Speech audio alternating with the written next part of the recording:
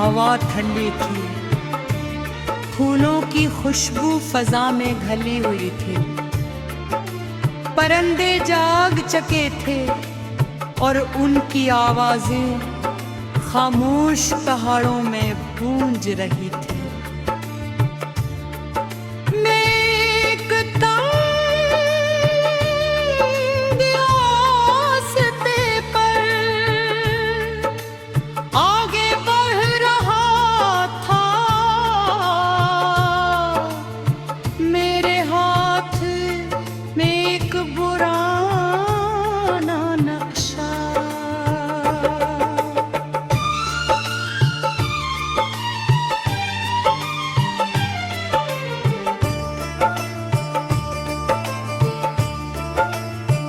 ये नक्शा मुझे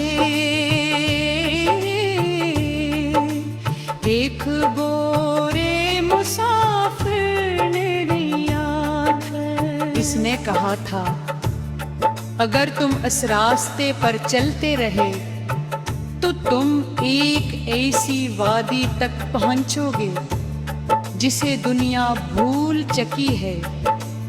मैंने इसकी बात पर यकीन तो क्या था, मगर मुकम्मल नहीं, फिर भी दिल में तजस्सुस था। इसीलिए मैं इस सफर पर निकल आया था। रास्ता मुश्किल था।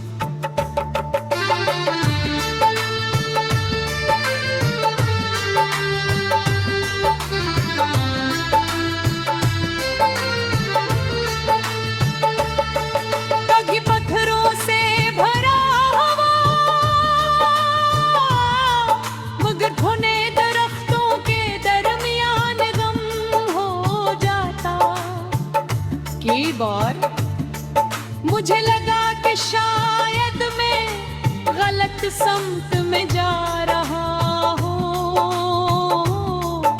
मगर फिर नक्शा देखता और दोबारा चल पड़ता।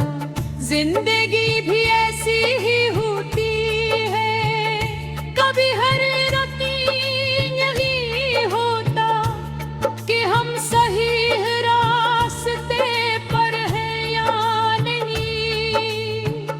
लेकिन अगर मकसद सच्चा हो तो कदम खुद रास्ता बना लेते हैं। कि घंटों के सफर के बाद मैं एक बुलंद पहाड़ी पर पहुंचा। वहां से नीचे देखा तो मेरी सांस रुक गई। मेरे सामने एक अंगेज वादी, सब्ज मैदान, चमकते हुए झरने, रंग बिरंगे फूल और दूर दूर तक फैली हुई खूबसूरती। ऐसा लगता था जैसे ये जगह किसी ख्वाब से निकलकर हकीकत में आ गई हो। मैं आहिस्ता आहिस्ता नीचे उतरा। वादी में दाखिल होते मुझे अजीब सा सुकून महसूस हुआ, जैसे ये जगह दुनिया के शोर से आजाद हो। यहाँ वक्त सस्ता, हवा नरम थी और हर चीज परसकुन महसूस हो रही थी। मैं एक झरने थे